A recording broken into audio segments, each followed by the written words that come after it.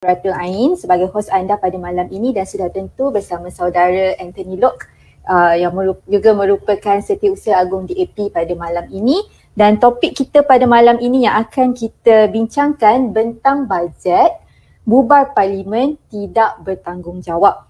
Jadi kalau saya boleh teruslah kepada perbincangan kita pada hari ini. Kalau kita ingat balik saudara Anthony, minggu lepas kita ada semasa dalam siri Anthony Jawab Jujur, kita ada berulang kali cakap pada minggu ini 7 hari bulan 10 sepatutnya menjadi tarikh yang penting. Sepatutnya bajet dijadualkan, dibentangkan di parlimen. Tapi nampaknya beberapa hari ini kita dengar desas-desus yang lain pula. Angin yang bertiup tu agak kuat mengatakan mungkin esok ke ataupun mungkin lusa ke, yang pasti sebelum bajet dibentangkan ada kemungkinan pilihan parlimen akan dibubar. Dan mungkin tidak perlu sampai bajet dibentangkan pun parlimen akan dibubarkan dan seterusnya pilihan raya umum akan diaturkan. Saudara Anthony ada apa-apa nak share dulu tak sebelum kita teruskan perbincangan malam ini? Salam sejahtera kepada semua rakan-rakan yang mengikuti program pada malam ini. Ya betul, memang ada angin yang bertiup kencang, ada desas-desus, laporan-laporan media, saya rasa semua orang pun ada baca bahawa kemungkinan parlimen dibubarkan dalam masa sehari dua ini memang bertiup kencang lah. Dan orang-orang mengatakan bahawa dan telah pun disahkan bahawa Perdana Menteri akan menghadap Agong esok.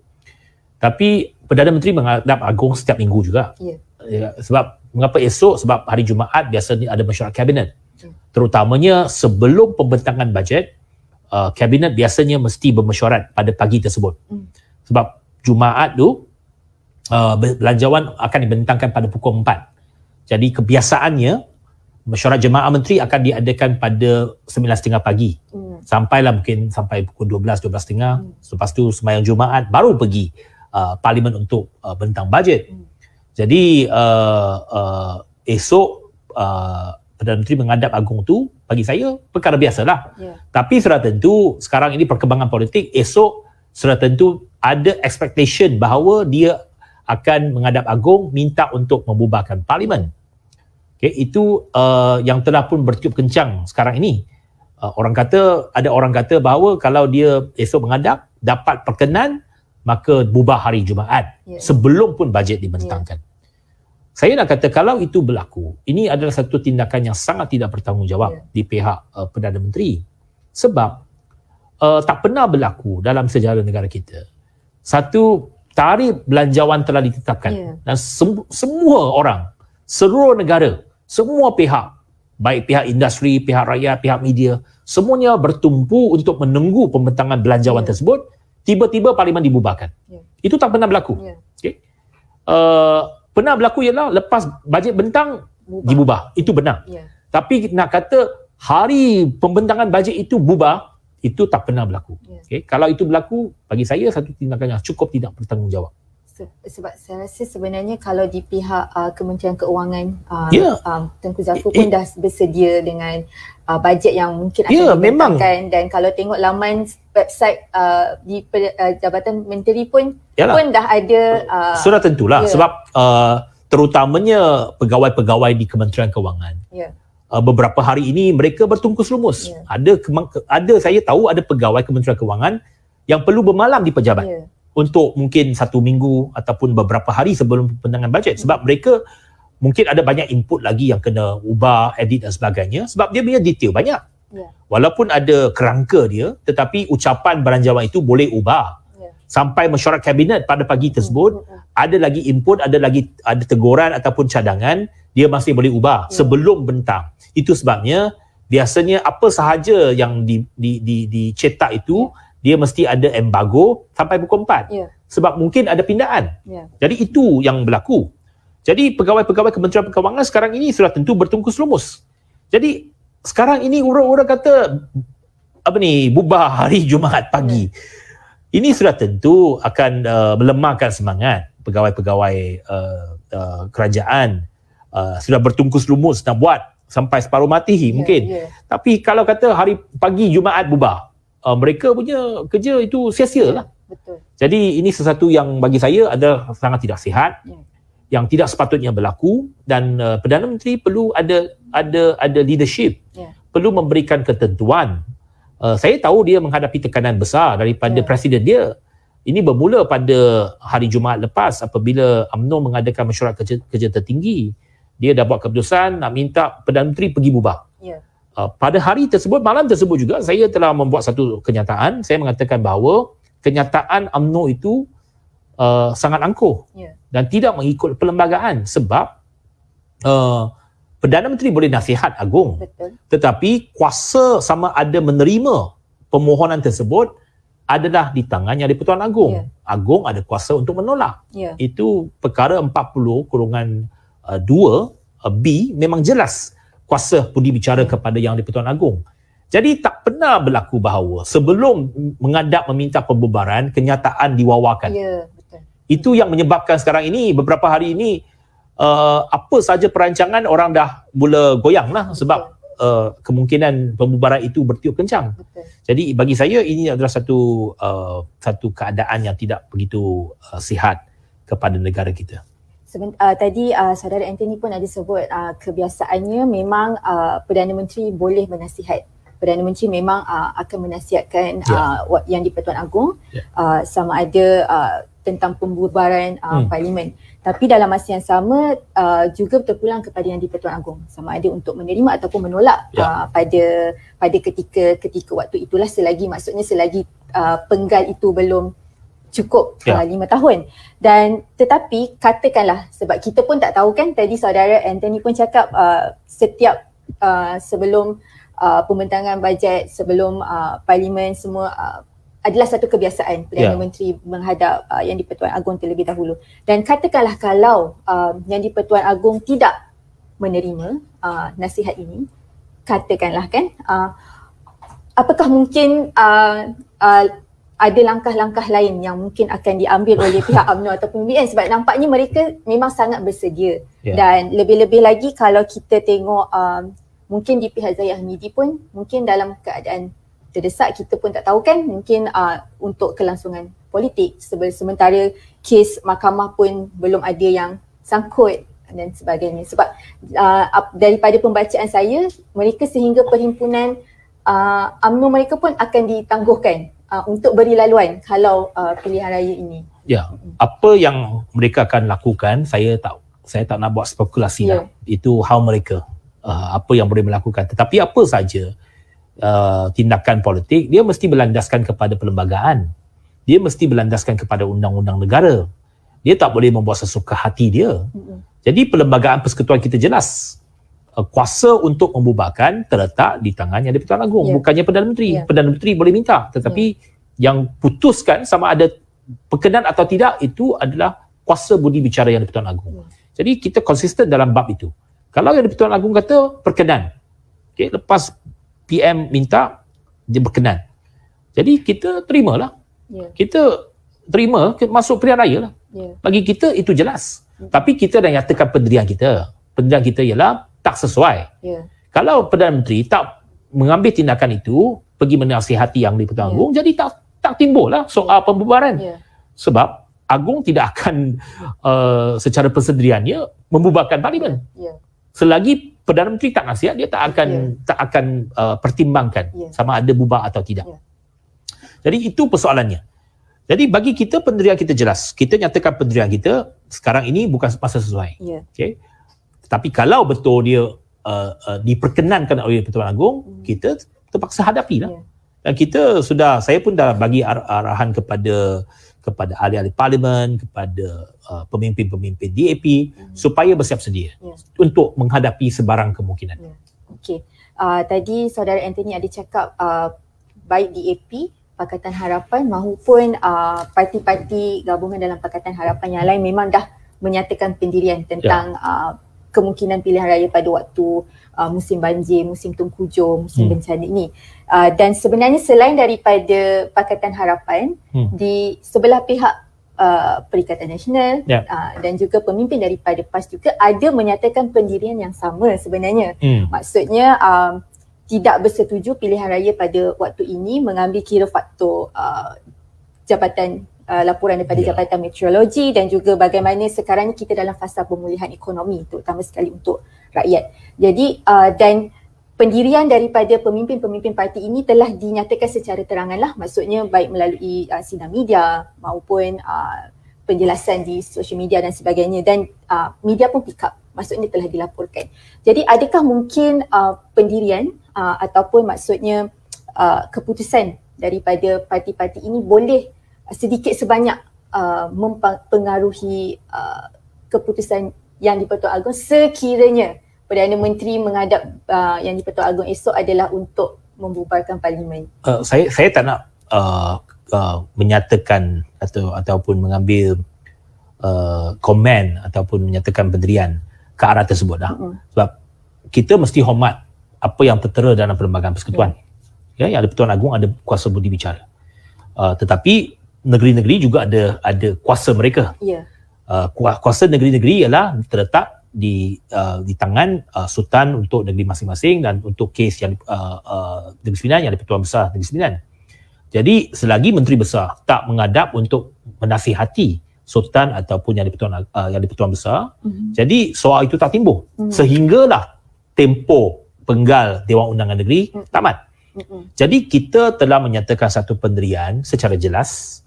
Dan kita telah bermesyuarat, Majlis Presiden Pakatan Harapan bermesyuarat dengan Menteri-Menteri Besar daripada Negeri Sembilan, Selangor, dan saya pun hubungi Ketua Menteri Pulau Pinang. Kita bincang pendirian kita secara bersama. Maka hari ini petang tadi kita putuskan dan Majlis Presiden telah membuat satu kenyataan mengatakan bahawa ketiga-tiga negeri, Pulau Pinang, Selangor, Negeri Sembilan, di mana PH membentuk kerajaan negeri, sekiranya parlimen dibubarkan dalam masa terdekat ini, dalam masa musim tengkujuh ini, kita tak akan ikut. Kita punya pendirian, kita buat kesiapsiagaan untuk hadapi banjir. Bukannya kesiapsiagaan hadapi PIU. Kita uruskan banjir. Sebab kalau kerajaan negeri tidak dibubar, katakan parlimen bubar, kerajaan negeri tak bubar, maka Menteri Besar tak payah masuk pilihan raya. Esko boleh terus kerja mereka sebagai esko. Yang masuk jadi calon parlimen saja bertanding. Jadi MB, Esko, yang lain-lain adun, dia boleh fokus dengan kerja-kerja untuk membantu kawasan banjir sekiranya berlaku. Itu kesiapsiagaan kita. Pulau Pinang, Selangor, Negeri Sembilan ada potensi juga banjir. Bukannya tak pernah berlaku. Pulau Pinang pernah berlaku banjir besar. Selangor tahun lepas. Negeri Sembilan tahun lepas. Banjir besar. Jadi keputusan kita ini mengambil kira pelbagai pertimbangan. Pertimbangan pertamanya ini berdasarkan kepada laporan Jabatan Meteorologi. Bukannya kita calang-calang, kita suka-suka kata oh ini musim banjir. Bukan saja kita yang anggap. Ini bukannya Tok Mat kata oh ini mana tahu pemimpin pembangkang you boleh ramal ke bila banjir. Memang saya tak boleh ramal. Anda pun tak boleh ramal. Adakah UMNO boleh cakap saya guarantee tak akan banjir, tak akan hujan pada penghujung Oktober ini? Tak ada siapa boleh garanti. Tetapi kita berdasarkan kepada ramalan cuaca oleh Jabatan Meteorologi yang mengatakan bahawa sekarang ini sampailah bulan Februari akan berlaku peralihan monsun. Dan bulan November, Oktober dan November ini hampir setiap hari hujan lebat. Bukan saja di pantai timur, pantai barat setiap hari berlaku hujan lebat. Semalam hujan lebat di Lembah Kelang, di Melaka, beberapa tempat pun dibanjiri. Dan kita tengok cuaca tiap-tiap hari. Petang saja dah mendung. Kemungkinan hujan lebat berlaku, ribut petir dan sebagainya. Jadi kita mengambil pertimbangan itu. Dan bagi kita bersiap sedia. Kalau kata parlimen dibubarkan, maka Pulau Pinang, Selangor, Negeri Sembilan, calon parlimen saja. Kita fokus pilihan raya lah. MB, Esko, Adun siap siaga untuk hadapi banjir. Jadi itu pertimbangan kita. Okey, Saudara Anthony pun dah sebut tentang pendirian Pakatan Harapan terhadap 3 negeri yang mana Pakatan Harapan merupakan kerajaan lah, iaitu Selangor, Pulau Pinang dan juga Negeri Sembilan tidak akan bubar dun. Kalau menurut daripada statement yang dikeluarkan oleh Majlis Presiden Pakatan Harapan adalah sehingga 2023. Maksudnya mungkin sampai habis penggal untuk penggal inilah. Dan ini adalah untuk memberi fokus kepada bencana untuk bersiap sedia dan sebagainya. Tapi mungkin saudara Anthony pun boleh share sikit, kongsikan sikit macam mana persediaan di peringkat negeri kalau boleh dikongsikan, sebab saya rasa dalam tahun lepas sehingga tahun ni banjir besar yang berlaku tu nampaknya mungkin ada beberapa negeri yang sebelum ini tidak pernah mengalami banjir yang sebesar itu dan mungkin mengambil pengajaran daripada yang berlaku sebelum ini. Mungkin pada kali ini kita lebih bersedia. Kita pun tak nak bencana ni berlaku, tapi ini adalah berdasarkan ramalan kaji cuaca dan juga kita pun tak mahu kesan buruk yang seteruk dulu berlaku lagi. Ya, memang Kerajaan Negeri Selangor pun dah mula bersiap siaga. Mereka telah pun mengaktifkan jentera-jentera mereka menghadapi jentera-jentera kerajaan, pejabat-pejabat daerah untuk menghadapi sebarang kemungkinan. Ini penting.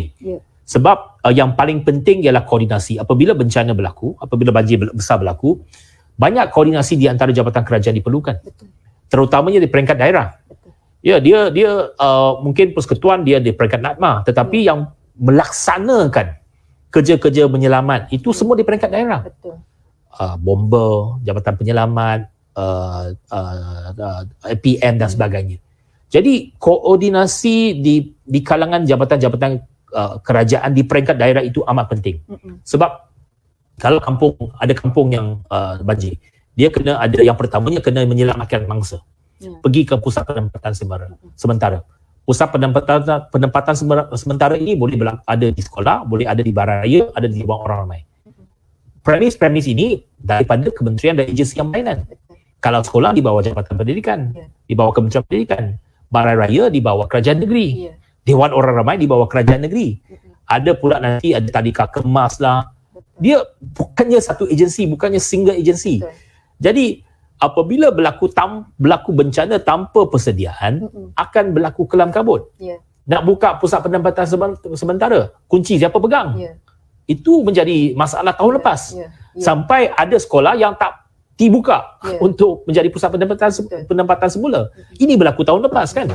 Sebab tak ada koordinasi dan tak ada persiapan. Jadi Selangor membuat persiapan awal untuk menghadapi kemungkinan itu. Di Negeri Sembilan juga sama.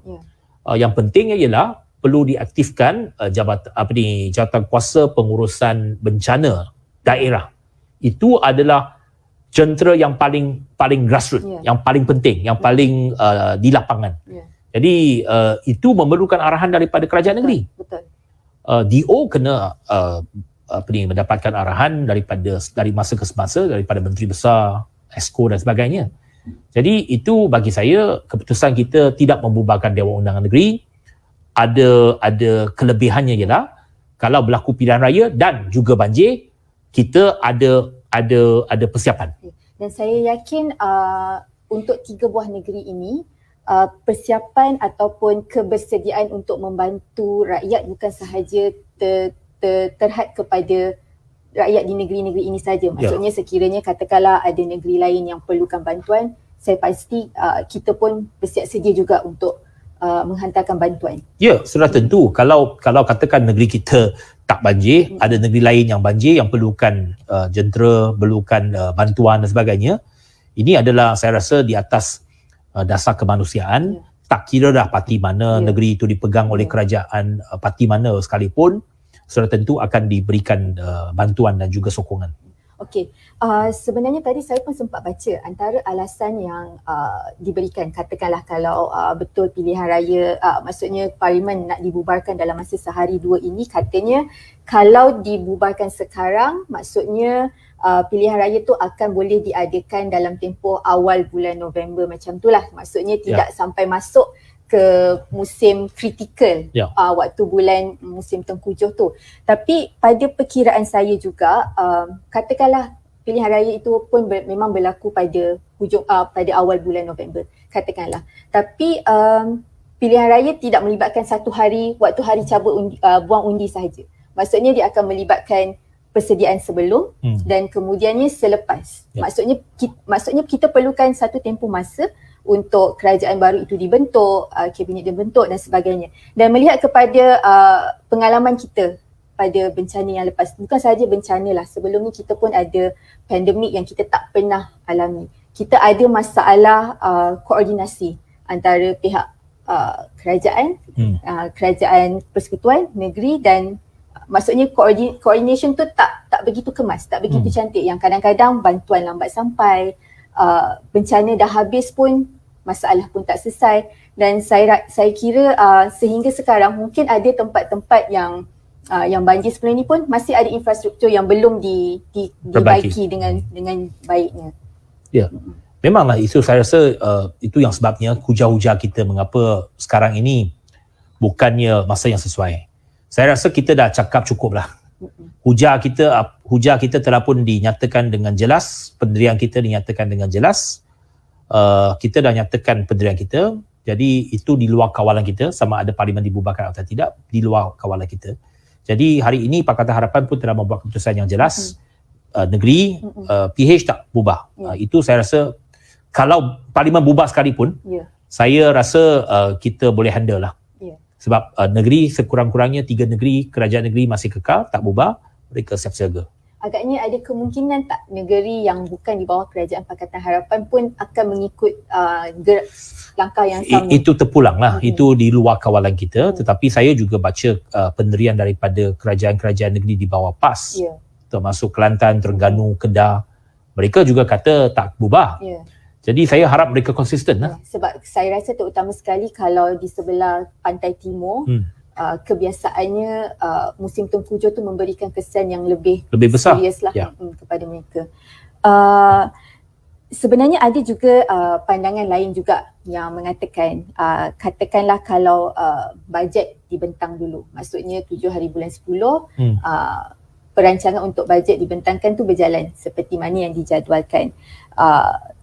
Dan kemudian sahajalah baru selepas dah bahas dan sebagainya, dah luluskan bajet, barulah bubarkan parlimen. Tapi ada juga yang kata kalau macam ni, seolah-olah bajet ini diluluskan sebab nak pilihan raya. Maksudnya betul ke bajet ni akan dilaksanakan sebagaimana yang dirancang, ataupun cuma nak lepaskan pilihan raya saja, ataupun mungkin untuk beri satu kelebihan kepada satu pihak untuk mereka bergerak lebih semasa pilihan raya. Jadi dalam situasi ini, adakah sebenarnya menunggu sehingga tamat 5 penggal itu, dan maksudnya bajet bentang dan pelaksanaan dijalankan tamat 5 penggal, 5 tahun tu 1 penggal tu lebih baik daripada kita terburu-buru sekarang? Memang saya dah nyatakan pendirian. Kalau dalam keadaan sekarang, kita tak payah terburu-buru. Biarlah parlimen berjalan sampai akhir penggal dia, akhir tempoh dia. Dan kalau kerajaan yang ada pada hari ini mereka ikhlas untuk membantu nak melaksanakan apa yang mereka bentangkan dalam belanjawan, sepatutnya mereka biarkan pelaksanaan itu terlebih dahulu. Sebab apabila belanjawan dibentangkan, dia kena ada proses pembahasan, peringkat jawatan kuasa, mengambil masa kira-kira 2 bulan untuk kita luluskan belanjawan itu. Kalau belanjawan diluluskan, kita hanya boleh belanja, kerajaan hanya boleh belanja mulai Januari. So January, February, March, April, ada 3-4 bulan boleh program-program ataupun inisiatif dan juga bantuan-bantuan yang telah pun diluluskan itu disalurkan. Jadi kalau ada keikhlasan, biar itu berjalan lah.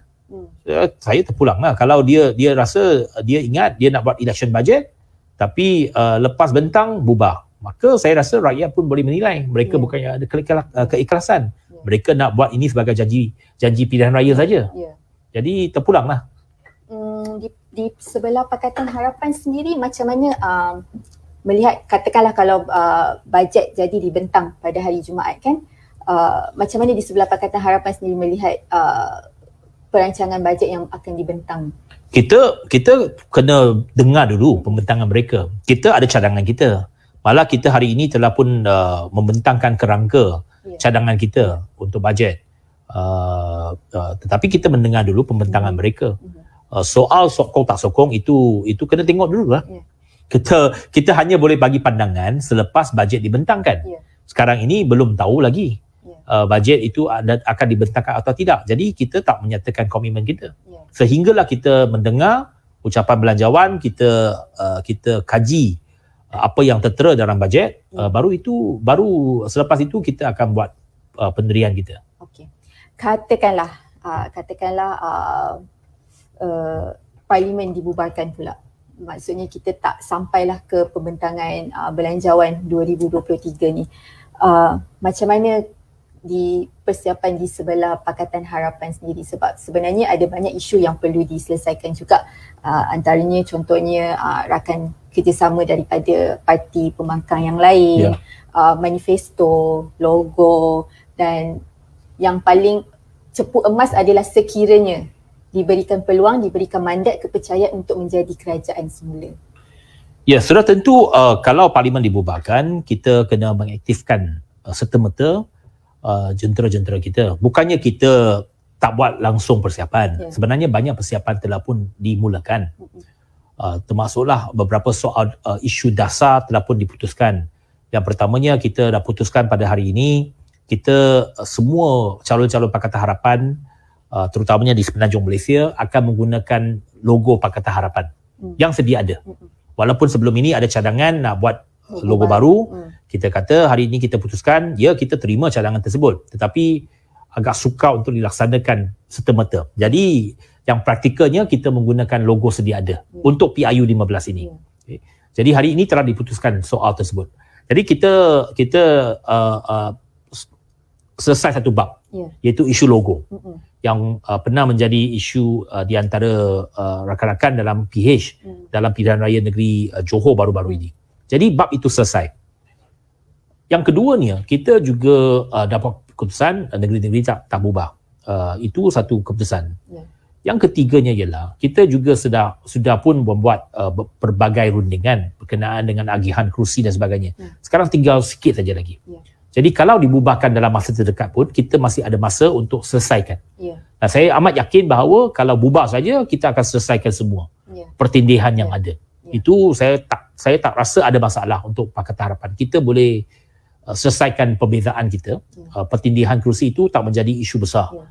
Kita boleh selesaikan.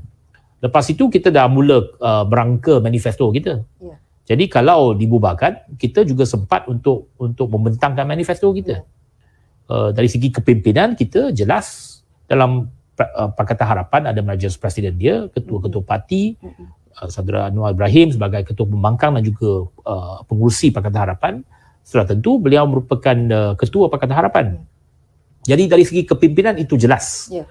Dan saya yakin bahawa kita mempunyai pengalaman yang amat mencukupi untuk menghadapi pilihan raya. Dan sekiranya diberikan mandat, dan sudah tentu kita harap kita masuk kempen, kita nak menang. Kalau kita menang, kita bentuk kerajaan, sudah tentu kita tahu apa proses dia. Kita tahu apa perancangan dia. Sebab kita pun sudah ada pengalaman untuk membentuk kerajaan pusat. Dan terutamanya di peringkat negeri dah beberapa kali kita memegang tampuk pemerintahan di peringkat negeri. Saya yakin dengan pengalaman Datuk Seri Anwar Ibrahim dan juga pimpinan utama kita, saya sendiri pun pernah menjawat menteri. Saya tahu proses dia. Apakah proses dia dan sebagainya. Tetapi pada peringkat ini, kita jangan bincang soal itu terlebih dahulu. Sekarang ini kita hadapi dulu apa yang di depan kita. Jadi bagi saya itu tak menjadi masalah. Kalau bubar pun kita sedia hadapi. Sekiranya bubar tak sekalipun, mungkin ada beberapa buah negeri di peringkat DUN lah kan, ada beberapa buah negeri yang mungkin tidak akan ikut sekali. Contohnya macam Johor dan Melaka baru sahaja baru sahaja habis mereka punya pilihan raya negeri baru-baru ini. Jadi termasuk di peringkat DUN dan juga negeri-negeri yang dikatakan sukar untuk Pakatan Harapan tembus. Contohnya di sebelah Pantai Timur pun, adakah persediaan itu sehingga ke tahap itu?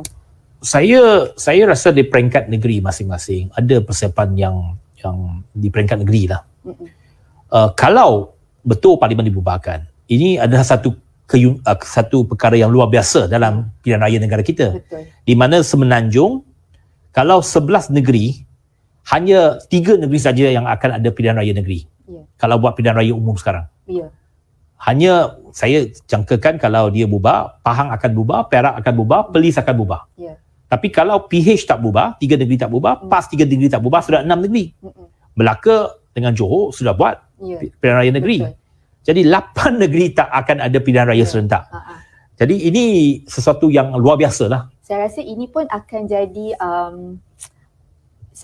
saya rasa penggal ni memang penggal yang agak unik lah sebenarnya.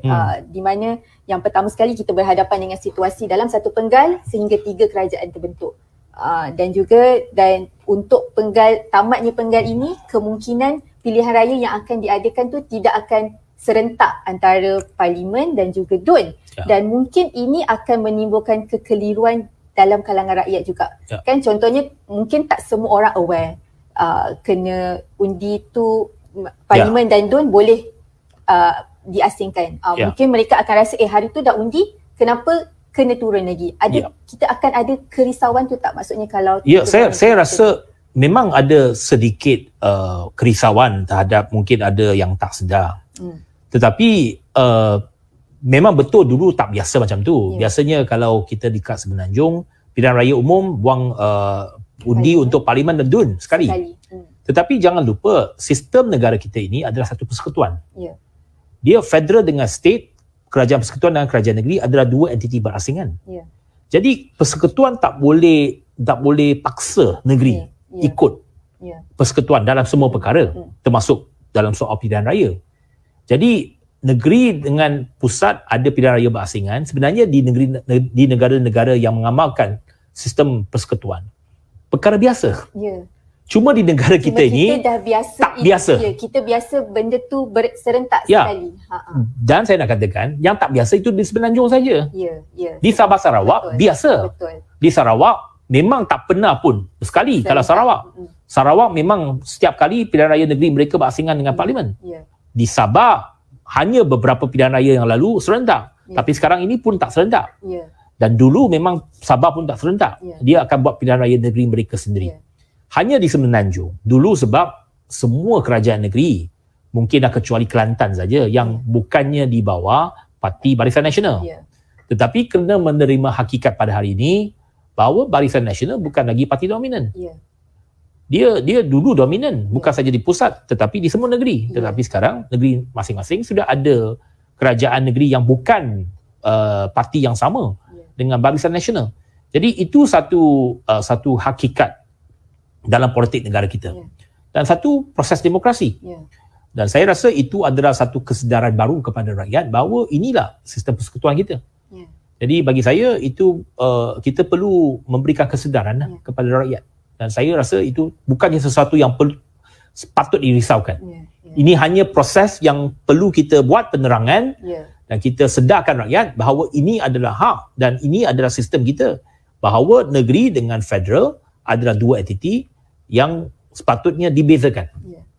Ada yang kata macam minggu lepas pun kita ada cakap, ada yang kata PH cakap kalau pilihan raya pada hujung tahun ini hujan lah, banjir lah, musibah dan sebagainya, ada yang kata ini alasan je, takut kalah. Apa komen saudara? Dalam politik ini dah biasalah. Kita akan terima macam-macam komen, macam-macam kritikan. Apa saja keputusan kita buat, sudah tentu akan ada orang yang akan menyerang kita. Yang cakap ini kita takut kalah dan sebagainya, ini adalah satu provokasi daripada pihak lawan lah. Mereka tak ada hujah dan patahkan hujah kita. Jadi gunalah alasan ini untuk cuba patahkan hujah kita. Soal nak provokasi kita, provok kita, peli kita, takut kalah dan sebagainya. Bagi saya, tadi saya dalam FB Live Bahasa Mandarin, saya kata orang politik kena ada EQ yang tinggi. Kalau kita begitu mudah saja boleh terpengaruh dengan kritikan-kritikan ini, kita bukan pemimpin. Jadi pemimpin kena percaya kepada pendirian kita sendiri. Kita kena tegas. Kalau kita ada satu pendirian, kita tegas dengan pendirian itu, kita buat keputusan, kita kekalkan keputusan itu. Biarlah pihak lawan nak cakap apa, dia punya hal lah. Dia nak cakap kita takut ke apa, itu biar dia cakap. Tak ada masalah. Bagi kita, dia yang penting ialah rakyat. Akhirnya, rakyat pengundi yang akan buat keputusan. Sama ada kita menang atau kalah, bukannya cakap daripada pihak lawan. Yang tentukannya lah rakyat yang mengundi. Itu yang paling penting. Jadi soal takut itu bagi saya tak timbul. Sebab kita kena hadapi pilihan raya. Kalau bukan sekarang, tahun depan mesti akan hadapi juga. Kalau soal takut, kita tak payah masuk pilihan raya lah. Kalau takut maksudnya sama ada kita tak bersedia ataupun kita belum habis. Jadi itu bagi saya provokasi daripada pihak lawan yang tak perlu dilayan sama sekali. bagaimana pula dengan kerjasama dengan parti pembangkang lain bersama-sama dengan PH dalam pilihan raya akan datang? Itu kita masih dalam peringkat rundingan. Kita tahu apa hala tuju yang kita nak ambil. Ada perundingan yang baik, dan saya yakin ada perkembangan yang positif bahawa kita akan cuba mengelak ada pertembungan kerusi di kalangan parti-parti friendly. Saya kata tak bertembung je lah, bukan maksudnya tak ada multi penjuru. Memang pilihan raya akan datang ini akan ada pelbagai penjuru. Betul. Tetapi di kalangan parti-parti yang ada sasaran ataupun ada objektif yang sama, kita cuba elakkan. Dan saya yakin perkembangan yang positif ini akan dapat kita muktamadkan. Kalau kita bercakap tentang pembubaran parlimen ni, baru-baru ni sebenarnya ada banyak rang undang-undang baru yang dah diluluskan. Antara ini termasuklah Akta Anti Lompat Parti yang sebenarnya pada hari ini pun dah digazetkan. Jadi tapi ini adalah di peringkat parlimen dan belum diselaraskan sepenuhnya di peringkat negeri, dan saya rasa Selangor sebenarnya pada persidangan yang akan datang mereka akan adopt perkara ini. Tapi menuju ke pilihan raya yang akan datang ni lah, seberapa pentingnya Akta Anti Lompat Parti ini turut diguna pakai oleh negeri-negeri yang lain juga? Ini memerlukan tindakan daripada kerajaan negeri masing-masing untuk meminda undang-undang tubuh negeri mereka ataupun perlembagaan negeri. Pulau Pinang sudah ada peruntukan tersebut dalam perlembagaan mereka. Selangor dengan Negeri Sembilan belum. Jadi Selangor dengan Negeri Sembilan ini di bawah kita, di bawah PH. Maka kita boleh ambil tindakan, dan itu juga salah satu sebab mengapa kita tak nak bubar dulu. Okay. Selain kesiapsiagaan banjir, satu lagi perkara yang penting ialah kita nak luluskan pindaan ini. Iaitu di Selangor dalam masa terdekat. Di Negeri Sembilan, tarikh telah ditetapkan, ada sidang khas pada 17 Oktober yang akan datang ini. Kita nak bawa ke sidang Dewan Undangan Negeri untuk buat pindaan terhadap perlembagaan negeri berarang lompat parti. Itu akan dilaksanakan. Dan dalam pilihan raya yang akan datang, kita lihat memang contohnya kalau dalam Pakatan Harapan sendiri pun dah bersiap sedia. Maksudnya sedang bersiap sedia lah. Tapi tadi saudara Anthony pun ada cakap dalam pilihan raya akan datang ni mungkin penjuru tu kita tak tahulah berapa banyak. Sebab sekarang ni yang kita tahu yang pasti kita akan berhadapan dengan Barisan Nasional. Di mana-mana tempat pun memang majoritinya Barisan Nasional memang akan letak calon mereka, akan letak parti komponen mereka di sana. Cuma antara Perikatan Nasional dan PAS itu mungkin masih ada yang tidak jelas lagi lah, sama ada ke Barisan Nasional ataupun ke Perikatan Nasional. Dan mungkin ada kawasan yang sehingga 3 penjuru, 4 penjuru, 5 penjuru, dan saya kira ini adalah perkara biasa dalam pilihan raya dan sebagainya. Tapi macam mana PH bersedia ke arah ini?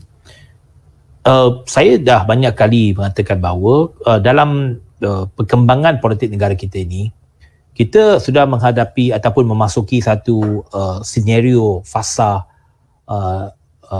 berbilang parti, berbilang gabungan. Okay? Bukannya macam dulu bahawa jelas satu lawan satu, ada 2 gabungan besar saja. Kadang-kadang sekejap je boleh. Sekarang ini ada banyak gabungan.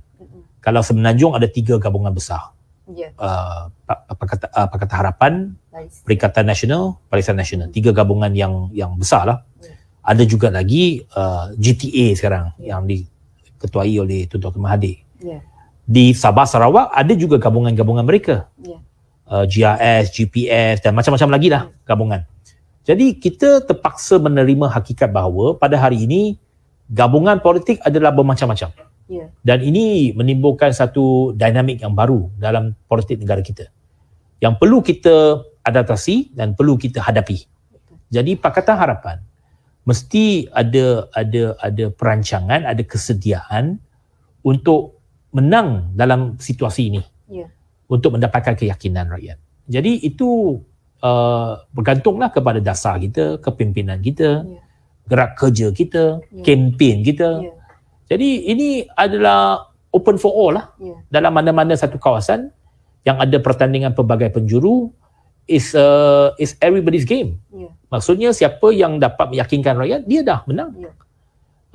Jadi ini sesuatu yang dinamik baru dalam politik kita. Saya pun sekarang tengok di sebelah Pakatan Harapan, sama ada di peringkat negeri ataupun di peringkat bahagian-bahagian, contohnya pemuda Pakatan Harapan ke, wanita Pakatan Harapan ke, memang dah menggerakkan jentera untuk menjalankan persiapan pilihan raya. Termasuklah antaranya jelajah kita dari rumah ke rumah dan sebagainya.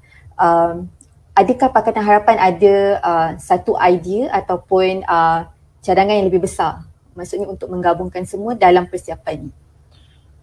Kita sebenarnya kempen ini masih bergantung kepada jentera parti masing-masing.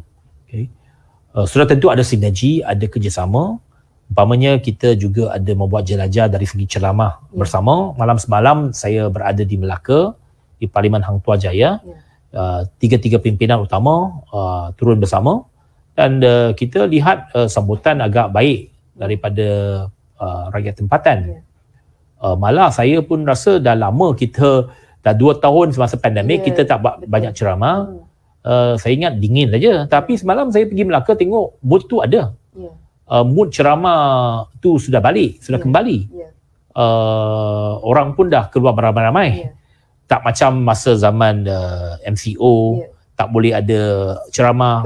Ini amat berbeza dengan pilihan raya negeri Johor dengan Melaka. Ya, betul. Kalau kita ingat masa pilihan raya Johor ataupun Sabah lah, bermula daripada Sabah, Sarawak, Johor, Melaka, kita bergantung banyak kepada media sosial. Kita bergantung banyak kepada program atas talian. Tapi sekarang nampaknya kita dah boleh turun semula untuk membuat gerak kerja persiapan seperti biasa. Itu yang bezanya. Itu yang bezanya. Sebabnya saya ada ramai kata, ada penganalisa dan sebagainya kata, sebab PIN Johor, Melaka kita tak ada keputusan yang baik, maka PIU pun kita akan hadapi kekalahan. Ini satu senario yang cukup berbeza. PIN Melaka dengan Johor memang sukar untuk kita sebab tak boleh ceramah. Tak boleh ada gerak kerja yang agresif. Okay. Ceramah pun ada had di Johor. 100 orang. Kita punya ceramah kalau tak sampai ribu-ribu orang, kita kira gagal. Ini nak hadkan 100 orang, ini bukannya ceramah. Ini kedai forum, kedai kopi je. Jadi ini amat beza. Kalau dan keupayaan Pakatan Harapan ialah memobilisasi penyokong kita untuk hadir ceramah. Ini yang paling dibimbangkan, ditakuti oleh pihak lawan. Kerana mereka tak dapat menandingi kita dari segi ceramah. Mereka pun buat perhimpunan dan sebagainya. Tapi perhimpunan mereka, kita tahu mereka buat apa. Mereka akan ada hiburan, ada lucky draw, ada makan minum, ada artis, nak dapatkan crowd. Tapi kita tak. Kita punya ceramah bukan saja tak ada artis, bukan saja tak ada lucky draw, kita kutip dema lagi. Jadi ini bezanya dengan kita dengan mereka. Jadi mereka sudah tentu tak nak kita ada keupayaan itu. Mereka tak nak kita buat ceramah besar-besar. Sebab itu akan membina momentum. Jadi itu yang saya rasa mereka juga nak, salah satu faktor nak diadakan pilihan raya semasa musim hujan ini ialah supaya kita tak boleh buat ceramah. Kalau kita bercakap tentang perkara momentum ni kan, saya rasa kalau saudara Anthony ingat lagi 2018, pilihan raya 2018 tu adalah antara momentum yang paling sangat tinggi yang pernah kita terima. Bukan sahaja macam mana akhirnya sebuah kerajaan yang lama boleh ditukar dengan proses pilihan raya, tetapi juga macam mana momentum daripada orang ramai tu keluar beramai-ramai, termasuklah semasa ceramah dan sebagainya. Tapi katakanlah kalau sekarang ni pilihan raya itu dah berpisah antara Parlimen dan juga DUN, adakah momentum yang sama dapat kita capai daripada penyokong-penyokong ataupun rakyat? Ya, ini sudah tentu satu cabaran lah. Tapi saya rasa kalau negeri tak dibubarkan seperti yang telah diputuskan, kita ada beberapa bulan lagi untuk kita teruskan kerja kita untuk menyampaikan perkhidmatan kepada rakyat, melaksanakan dasar-dasar kerajaan negeri. Bagi saya berbeza dengan dulu. Kalau dulu kita pembangkang saja. Kalau kita mungkin kecuali Selangor dengan Pulau Pinang kita dah 3 penggal, tapi tempat-tempat lain ataupun sebelum 2008 kita hanya pembangkang. Jadi kita tak boleh melaksanakan program ataupun dasar kerajaan. Tetapi sekarang ini kita di tiga-tiga negeri ini kita bukan hanya bergantung kepada kempen, ceramah dan sebagainya. Bukan hanya kita serang pihak lawan. Kita juga kena tunjukkan prestasi kita. Jadi Pulau Pinang, Selangor dan Negeri Sembilan, kita ada kelebihan sebagai kerajaan negeri. Rakyat akan menilai kita bukan dari segi apa yang kita cakap dalam ceramah. Mereka akan menilai kita dari segi apa yang kita dah laksanakan di negeri-negeri tersebut. Saya rasa sekarang pun bukan sekarang sahajalah. Sebenarnya contohnya macam kalau di negeri Selangor sendirilah kan, dah banyak penerangan-penerangan tentang program-program inisiatif rakyat yang telah dijalankan oleh peringkat negeri disebarkan kepada rakyat supaya mereka tahu yang program yang ada tu bukan hanya tunggu pilihan raya semata-mata. Saya rasa di peringkat Negeri Sembilan pun perkara yang samalah berlaku. Saudara Anthony, so kita hampir ke penghujungnya. Cuma kalau kita boleh balik semula kepada topik kita pada hari ini, bentang bajet bubar parlimen tidak bertanggungjawab. Sebenarnya kalau di pihak Pakatan Harapan sendiri, strategi macam mana yang lebih ideal? Maksudnya lebih ideal dan lebih adil kepada rakyat. Katakanlah kalau bukan sebab musim tengkujuh sekali lah, adakah pembubaran di hujung tahun ini sesuatu yang adil dan ideal untuk rakyat? Saya rasa kita ada juga membincangkan soal untuk menetapkan tempoh parlimen yang kekal. Umpamanya di United Kingdom sudah ada undang-undang tersebut bahawa parlimen itu ada satu tempoh 5 tahun, dia kekal 5 tahun. Kecuali lah kalau ada apa-apa perkara yang penting ataupun keadaan darurat, keadaan kecemasan, nak bubarkan dewan ataupun kerajaan itu memang tak dipercaya lagi, maka dia boleh balik ke parlimen. Kalau diluluskan di parlimen, boleh bubar lebih awal, boleh bubar lebih awal kalau mendapat kelulusan daripada parlimen. Tetapi Perdana Menteri tak ada lagi budi bicara itu untuk nasihat yang di-Pertuan Agong bila-bila masa. Dia 5 tahun kena 5 tahun. Kalau tak nak dibubar lebih awal, kena pergi parlimen untuk dapatkan majoriti parlimen terlebih dahulu sebelum diangkat kepada yang di-Pertuan Agong. Itu mungkin salah satu hala tuju yang boleh dipertimbangkan. Bagi saya yang pentingnya ialah rakyat nak lihat ketentuan. Nak lihat stability dan juga certainty. Ketentuan itu amat penting. Sebab apa yang berlaku pada hari ini menjadikan Malaysia ini negara yang tak tentu arah. Tak tentu arah. Pelabur nak masuk, siapa berani? Dia tahu, dia nak melabur pun, dia nak buat keputusan melabur, dia tengok kerajaan ni sekarang ini belum tentu lagi. Bila bubar pun tak tahu. Bajet nak lulus atau tidak pun tak tahu lagi. Lagi-lagi dalam penggal ni kerajaannya beberapa bulan. Jadi saya rasa yang paling penting ialah mana-mana satu yang kerajaan yang dibentuk, dia mesti ada ketentuan dari segi dasar, dari segi keputusan. Certainty itu penting. Yang keduanya, kita nak ada kestabilan politik, dia mesti ada bertanggungjawab. Kepertanggungjawaban itu sangat penting di kalangan pimpinan. Kalau pemimpin yang tak bertanggungjawab, tiap hari dia dah buat sesuatu cuma untuk kepentingan politik di dirinya saja.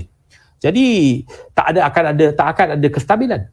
Tak akan ada satu politik yang memberikan jaminan kepada rakyat kita.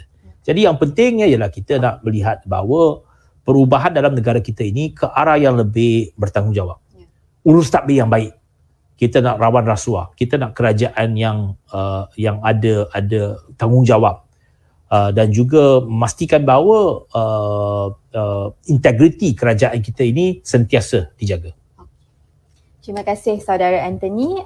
Sebentar tadi kita dah bersiaran untuk Anthony Jawab Jujur. Pada malam ini kita berbincang ataupun menyentuh tentang isu bentang bajet bubar parlimen tidak bertanggungjawab. Jadi saya rasa kita sama-sama tunggu apa yang akan berlaku esok. Adakah Perdana Menteri menghadap Yang di-Pertuan Agong adalah rutin biasa sebelum parlimen dan juga pembentangan bajet dijalankan, ataupun mungkin ada announcement ataupun ada peristihan lain yang mungkin akan berlaku esok dan mungkin akan kita kupas lah pada siri yang akan datang. Anthony Jawab Jujur setiap hari Rabu 9.30 malam. Terima kasih semua. Selamat malam. Terima kasih. Kita jumpa malam pada minggu depan. Sama ada bubar atau tak bubar, program ini tetap berjalan. Program akan jalan.